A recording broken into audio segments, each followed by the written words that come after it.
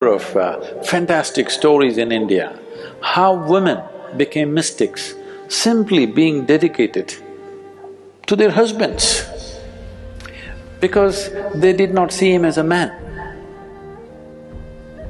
In India, this has been a practice, it's now gone of course, where they refer to the husband as Swami, and he also lived up to it. It needs corroboration. So when this was so, initial hormones are there, will act up and do certain things, emotions are there, they will act up and do certain things. After that, you're looking at him as a doorway to the beyond.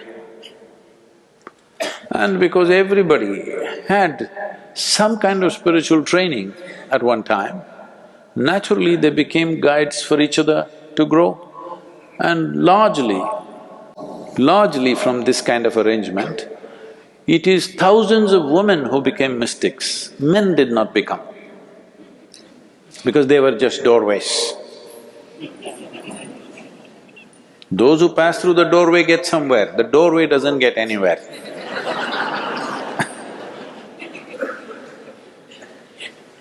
The doorway is there only, people come and go, isn't it? There are so many fantastic examples in India how women became mystics simply because of unidirectional emotion. Simply one. Did not even, alter for a moment. See, because of this nature of this education that you've been through, you believe you can focus your mind on something, but you cannot, isn't it? Hello? Yes. Can you keep your mind focused either on me or your husband or your wife or your children or your God or whatever, or even on your business or money? Can you keep your mind totally focused for 24 hours? Hello? No. So, this is the nature of your intellect right now. So if you want to train this intellect that it can stay like this for long periods of time, that's fantastic, that'll need lots of work. But your emotion is capable of like that. There have been times in your life when you're emotionally very strong with somebody, 24 hours, only that, isn't it so? Has it happened or no? So you're more emotionally competent than intellectually competent. I'm just trying to put it gently across to you.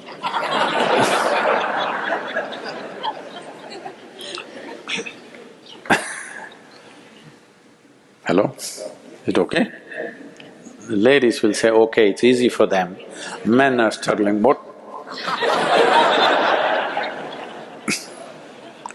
Whether you're a man or a woman, this is true for you, look at it and see. Maybe your love is not focused, but your anger at least is focused. That is an emotion. If you look at the temperature or the intensity, how many moments of your life have you known that kind of thought which is burning hot intensity? But you've seen such emotions, isn't it? Hello? Easier to crank up the intensity of your emotion than to crank up the intensity of your intellect, because that takes a lot of work. Maintaining intensity of intellect takes enormous amount of work. The problem on the spiritual path is just this. You are focused like this, then you see your destiny starts organizing itself in that direction, then you become like this, then you become like this, then you become like this. Then it starts dismantling itself. Every one of you who have come to an engineering program have experienced this at some moment, that when you came to the program, suddenly it looked like your life was on a trajectory, boom. But then you slowly distracted yourself, it dismantles itself. You need to understand, when you set a trajectory, you should stay if you want to fly. If you do this, Anyway, this way all of us are going. Hello? Now everybody thinks they're going like this. There's no proof for that. For this there is proof. Yes or no? Do you have proof that you're going up? No. There is proof that you will definitely go down, unless you are one of those who can afford to be buried in Mars.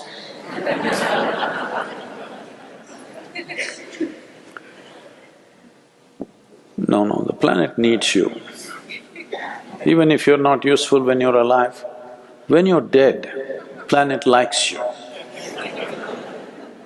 Yes, really, Mother Earth wants to get you back.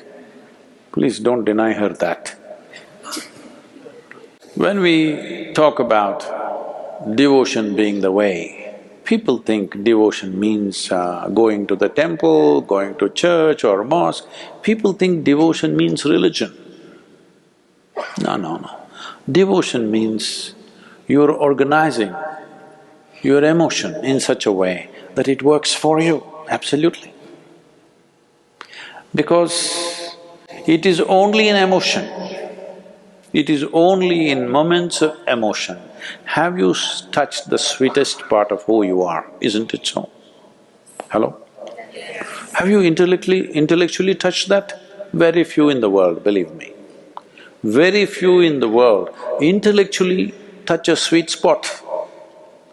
Most of you have touched the sweet spot of your life only in emotion, isn't it? Huh? Most beautiful moments of your life are moments of emotion, isn't it? Well, it might not have lasted, that's another problem. That may be lack of management. You're not able to manage the situation the way you want because your emotions, your subjectivity is enslaved to the objectivity of the world. And I want you to understand, nobody in this world ever manages their objective world absolutely. We can manage it to some extent. Sometimes it works for us, sometimes it doesn't work for us. Isn't it so? Hello? Sometimes it works for us, we want it to work for us, but not always it works for us. But our subjectivity should work for us, always, because this is ours. These people may work for you sometimes they'll turn against you, sometimes they'll ignore you.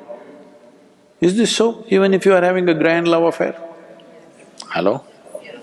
Even if you're having a grand love affair, sometimes they're wonderful to you, sometimes they ignore you, sometimes they trouble you seriously. Yes or no? Huh? So, devotion means organizing your subjectivity in such a way the emotional dimension of who you are is always for you, never against you.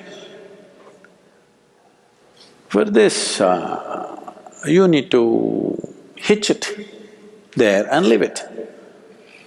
Destiny is fixed. I must have told you this story.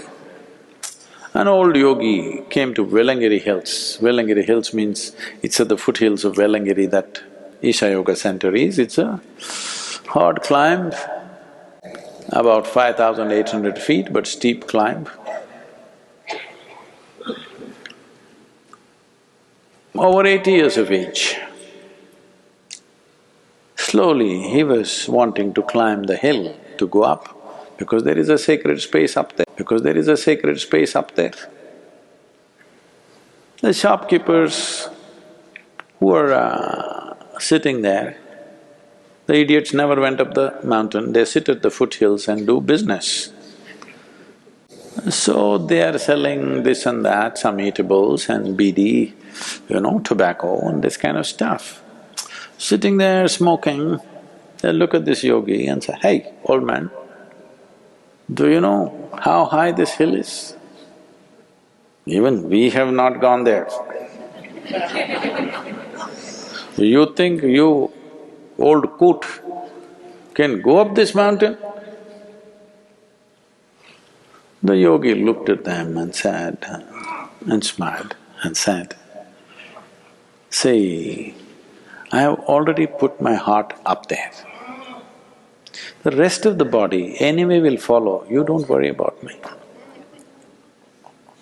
My heart is up there already, I will anyway go. Where your heart is, anyway you will go there, isn't it? Huh? So this is what using your emotion to handle your subjectivity means, that you fix your heart there, no change about it, it's already there. If you look this way, if you look that way, do whatever, this just keeps pulling you in the same direction.